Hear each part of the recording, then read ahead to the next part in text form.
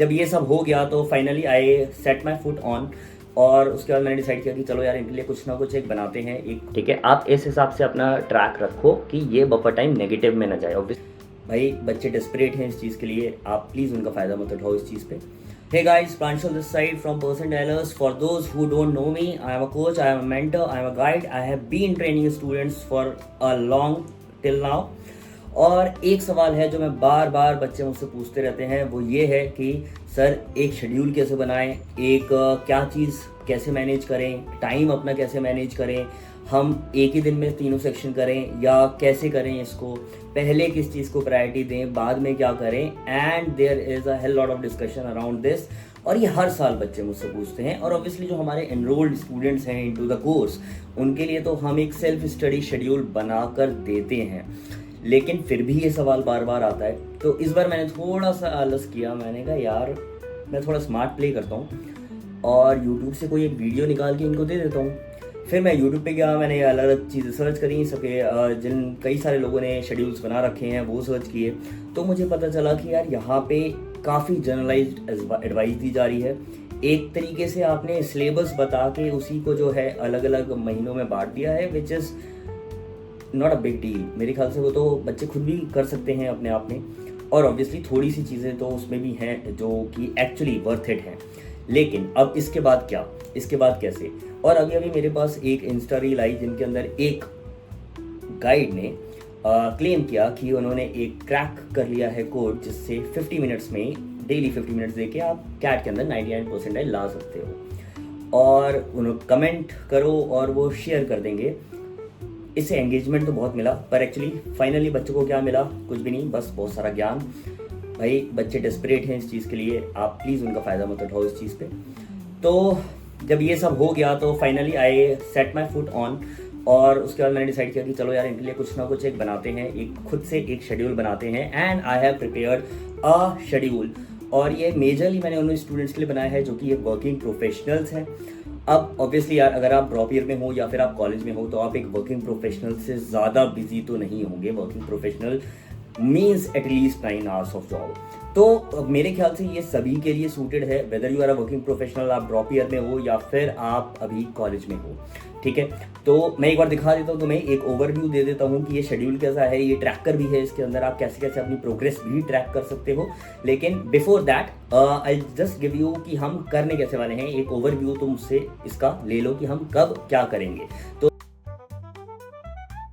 से स्टार्ट कर रहे हैं अप्रैल में। क्वांट्स के अंदर हम क्या करेंगे, क्वांट्स के अंदर हम पहले तो अपने फाउंडेशन क्लियर करेंगे और साथ साथ अर्थमेटिक स्टार्ट करेंगे, क्योंकि भाई अर्थमेटिक आप मैथ्स बैकग्राउंड के हो, नॉन मैथ्स बैकग्राउंड के हो, अर्थमेटिक आपने कभी ना कभी पढ़ा होगा, तो इसको करना सबसे आसान है, पहली चीज़।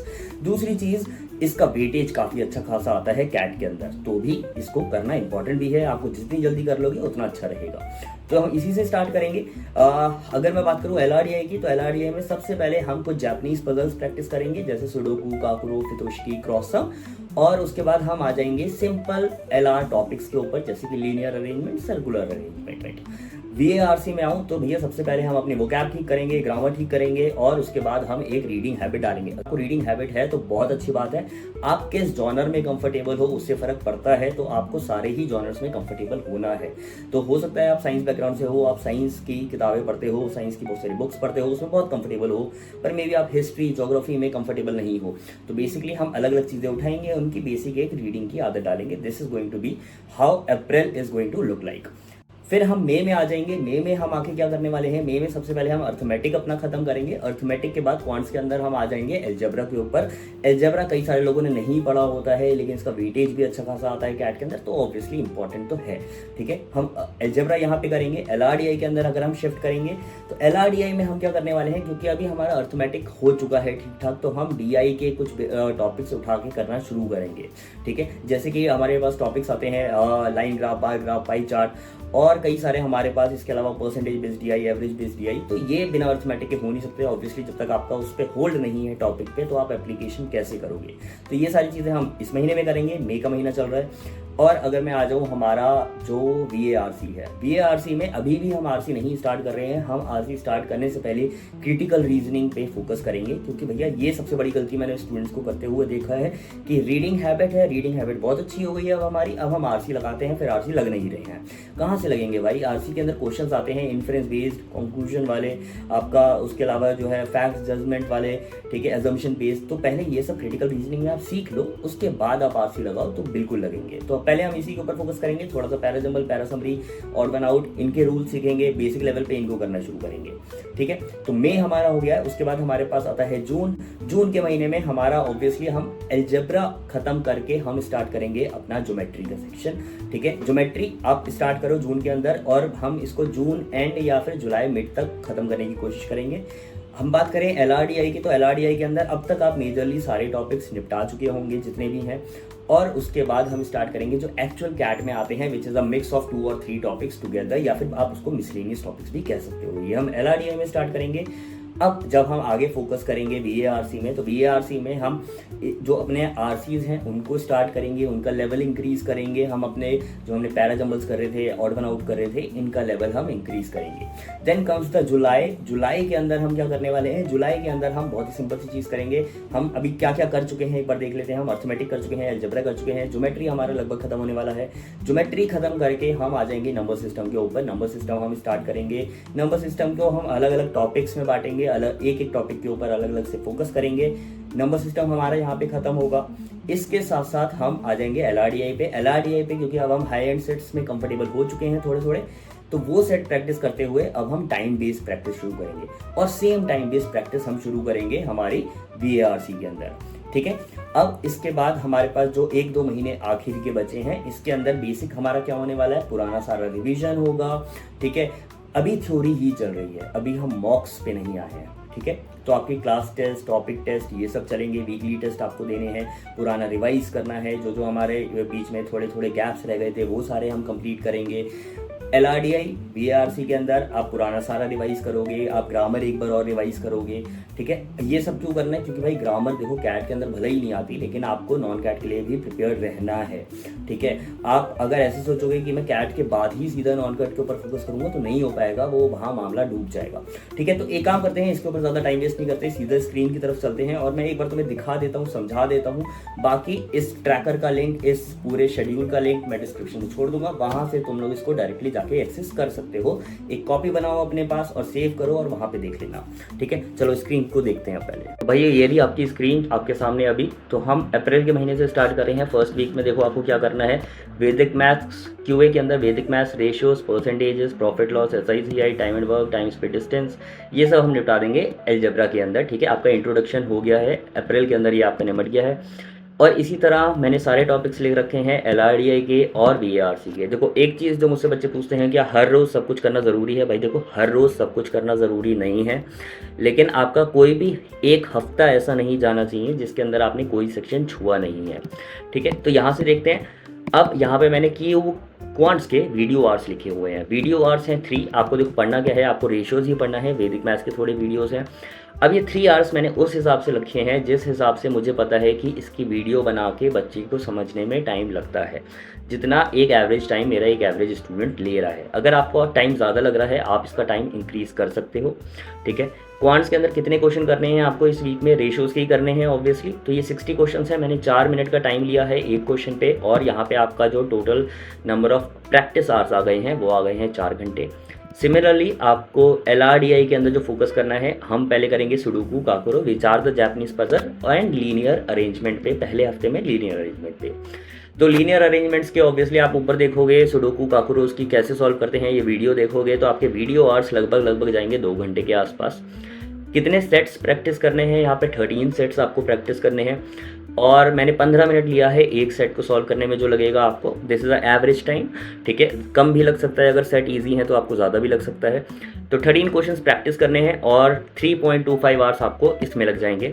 सिमिलरली अगर मैं VARC पे आ जाऊँ तो VARC में देखो आपको ग्रामर करनी है, वोकैब करनी है। ऑब्वियसली रीडिंग के लिए आपको कोई वीडियो नहीं देखनी पड़ेगी, तो ग्रामर के रूल्स और वोकैब जिसमें आपको मोटा माटी 2 घंटे लग जाएंगे और इसके ऊपर जो आपको क्वेश्चंस प्रैक्टिस करने हैं वो 70 हैं। ऑब्वियसली अभी ये ग्रामर के क्वेश्चंस हैं या फिर वो कैब के क्वेश्चंस हैं, तो 1 मिनट से ज़्यादा एक क्वेश्चन में लगेगा नहीं और उसके हिसाब से 1.2 आवर्स आपको यहाँ पे लग जाएंगे। क्या वीकली टेस्ट देना है? यस देना है, और ये आपको हर हफ्ते देना है, उसका नाम ही वीकली टेस्ट है। क्या यहाँ पे कोई रिवीजन आपको करना पड़ेगा? नहीं, पहला ही हफ्ता है, रिवीजन की कोई ज़रूरत नहीं है। रिवीजन हम करेंगे ऑल्टरनेट वीक्स में, ठीक है। टोटल टाइम आपको ये सब करने में कितना लगेगा? दैट इज़ 15.5 आवर्स, ठीक है। ये मैंने सारा आपका वीडियो का टाइम प्लस आपके क्वेश्चन प्रैक्टिस का टाइम यहाँ पे इंक्लूड किया है। टोटल टाइम है कितना आपके पास वीक के अंदर? That is 24/7, that is 168 hours. Time जो आपका ऑक्यूपाइड है ऑलरेडी, यहाँ पे मैंने लिया है 9 आवर्स का आपका वर्क शिफ्ट प्लस 6 आवर्स की स्लीप प्लस 3 घंटे जो हमारे इधर उधर लग जाते हैं। और ऑब्वियसली मैंने यहाँ पे जो है टाइम ऑक्यूपाइड में ऑल 7 डेज लिया है, मैंने वीकेंड आपका इंक्लूड नहीं किया है। और ऑब्वियसली वीकेंड सबके पास होता है, तो आपके पास टाइम ऑक्यूपाइड थोड़ा सा कम होगा, लगभग 24 घंटे यहाँ पे कम होंगे।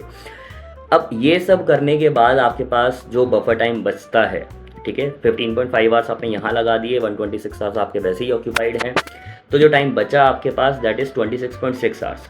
तो अब आपका जो वीडियो टाइम है या फिर अगर आपको ज़्यादा क्वेश्चंस प्रैक्टिस करने हैं, आप उस हिसाब से इंक्रीज़ कर सकते हो कि यहाँ पे ये जो बफर टाइम है ये आपको पता है कि कितना बचने वाला है, ठीक है। आप इस हिसाब से अपना ट्रैक रखो कि ये बफर टाइम नेगेटिव में ना जाए। ऑब्वियसली नेगेटिव में जाएगा तो this will not be possible to do actually, ठीक है। अब मैंने यहाँ पे आगे लिख दिया है, ये एंट्रीज आपको करनी है। तो जैसे मानो मेरा पहला हफ्ता था, मैंने यहाँ पे 5 क्वेश्चन क्वांट्स के करे, बीआरसी के मैंने 40 क्वेश्चंस कर दिए और एलआरडीआई के 13 सेट्स मैंने लगा दिए, ठीक है। अब क्वांट्स में वो मुझे ये बता रहा है कि मेरा वीकली कंप्लीशन कितना है, दैट इज़ 8.33% मैं क्वांट्स का कंप्लीट कर चुका हूँ जो मेरा वीकली टारगेट था। बीआरसी का कितना परसेंट कंप्लीट कर चुका हूँ? 57.14% कंप्लीट कर चुका हूँ। और एलआरडीआई में 13 क्वेश्चंस मैंने लिए थे टारगेट और 13 क्वेश्चन मेरा टारगेट कंप्लीट हो चुका है, दैट इज़ 100% कंप्लीशन। और मेरा टोटल जो वीकली कंप्लीटेड टारगेट है वो 55% टारगेट मेरा कंप्लीटेड है, ठीक है। रिमार्क्स यहाँ पे ये आपको खुद से लिखने हैं, ठीक है। ये 3 एंट्रीज तो ऑब्वियसली ये 4 एंट्रीज अपने आप आ जाएंगी, ये रिमार्क्स आपको खुद लिखने पड़ेंगे। रिमार्क्स में आपको लिखना क्या है? आप देखो जिस भी हफ्ते में हो सकता है आपको क्लैरिटी उतने नंबर ऑफ क्वेश्चंस में ना आए, मेरे हिसाब से आ जाती है। इतने नंबर ऑफ क्वेश्चंस प्रैक्टिस कर लोगे तो वो इनफ होता है उस टॉपिक की क्लैरिटी पाने के लिए। And obviously this is according to my experience, ठीक है। अभी हर बच्चे के लिए थोड़ा बहुत डिफर कर सकता है, ज़्यादा डिफर नहीं करेगा, पर आपने जितना भी कंप्लीट किया है वहाँ पर आप उसका रिमार्क लिख दो। और रिमार्क आप जितना डिटेल लिखोगे उतना आपके लिए फ़ायदा है। फ़ायदा किस चीज़ का है कि आपको पता रहेगा कि भाई बाद में जब आप उठ के देखोगे इसको मान लो 2 महीने बाद, तो आपको पता रहेगा इस पर्टिकुलर वीक में मुझे क्या डिफ़िकल्टी आई थी, क्या मैंने नई चीज़ सीखी थी, मैंने इसमें क्यों नहीं अपना टारगेट मीट कर पाया था एंड ऑल। और यहाँ पे टाइम भी आप अपने हिसाब से चेंज कर सकते हो, ज़्यादा टाइम लग रहा है, कम टाइम लग रहा है। नंबर ऑफ़ क्वेश्चंस अगर आपको चेंज करने हैं, आपको लगता है भैया मुझे तो कम क्वेश्चन प्रैक्टिस करके भी हो जाएगा, तो भी ठीक है। अब इसी के नीचे मैंने यहाँ पे आपको एक मंथली ट्रैकर भी बना के दिया है। तो जैसे कि अप्रैल के मंथ में हमारे पास टोटल क्वेश्चंस जो आपको ये प्रैक्टिस करने हैं वो ये हैं, which come somewhere around like 518 questions मैंने लिखा हुआ भी है यहाँ पे 518। अब मैंने क्योंकि बस वीक 1 की एंट्रीज भरी हैं तो ये ऑटोमेटिकली दिखा रहा है कि 0.11% of the target is completed. So you will actually get to know कि भैया कितना टारगेट कंप्लीट हो जाएगा। अब यहाँ पे 2 चीज़ों के ऊपर मैं आपका फोकस डालना चाहूँगा। वन इज वीकली टेस्ट जो कि आपको हर हफ्ते देना है। रिवीजन मैंने यहाँ पे लिखा हुआ है this is every alternate week. तो आप जो रिवीजन करोगे वो जैसे 2nd वीक में रिवीजन करोगे तो किसका करोगे? 1st और 2nd वीक का करोगे। आप जब 4th वीक में रिवीजन करोगे तो आप किसका करोगे? 1st, 2nd, 3rd, 4th week का रिवीजन करोगे। तो ये भी आपका टाइम लेगा, और लेकिन ये बहुत ज़्यादा टाइम नहीं लेगा। देखो जब आप 3rd वीक में रिवीजन कर रहे होंगे तो आप ऑलरेडी 1st और 2nd वीक का रिवीजन जो है 2 बार कर चुके हो, तो ये कंपैरेटिवली बहुत जल्दी हो जाएगा, ठीक है। अब यहाँ पे मैंने ये भी मेंशन कर रखा है जो ये वीकली शेड्यूल है, कब आपको टेस्ट लेने हैं, किस चीज़ का आपको टेस्ट लेना है, ड्रिल्स कौन सी करनी है आपको, ये लिखा हुआ है।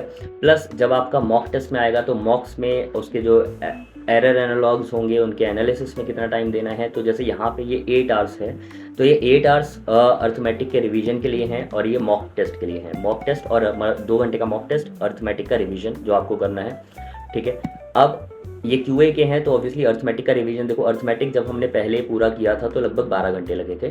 8 घंटे में इसका रिवीजन हो सकता है अगर आप प्रॉपरली वीकली रिवाइज करते हुए आ रहे हो तो, ठीक है। फिर क्यूए प्रैक्टिस के लिए आपको 8 आवर्स दिए हैं, तो ऑब्वियसली यहाँ पे जो है ये अलग अलग हैं जो आवर्स हैं। ये आर्स अलग हैं, ये आर्स अलग हैं। तो यहाँ पे जो आर्स हैं वो आपका जितने भी आप मॉक टेस्ट दोगे 2 घंटे का, तो आपका मॉक टेस्ट ही हो गया। उसके बाद जो आप रिवाइज वगैरह करोगे वो सब है, ठीक है। तो ये एक प्रॉपर शेड्यूल मैंने बना रखा है टिल नवंबर 4th वीक, और ऑब्वियसली हमारा जो कैट का एग्जाम है that is on 30th November. Now if you guys want me to make a video on what are the most important topics in QA, या फिर हर एक topic में, हर एक चैप्टर में कौन कौन से इंपॉर्टेंट कंसेप्ट्स हैं, तो do let me know in the comments. मैं उसके ऊपर एक वीडियो बनाऊंगा कि हर चैप्टर के अंदर कि आपको कौन कौन से कंसेप्ट्स मिस बिल्कुल भी नहीं करने हैं। कंसेप्ट्स आप कहीं से भी पढ़ो, कोई फ़र्क नहीं पड़ता उससे, कंसेप्ट आपको प्रॉपरली आने चाहिए, ठीक है। और इसके अलावा ये जो शीट है, ये इसका लिंक मैं डिस्क्रिप्शन में डाल देता हूँ, आप इसको डाउनलोड करो, अपने पास सेव करके रखो और इसको एक ट्रैकर की तरह ट्रैक करते रहो इसमें, ठीक है। चलो थैंक यू गाइस, इसके लिए बस इतना ही।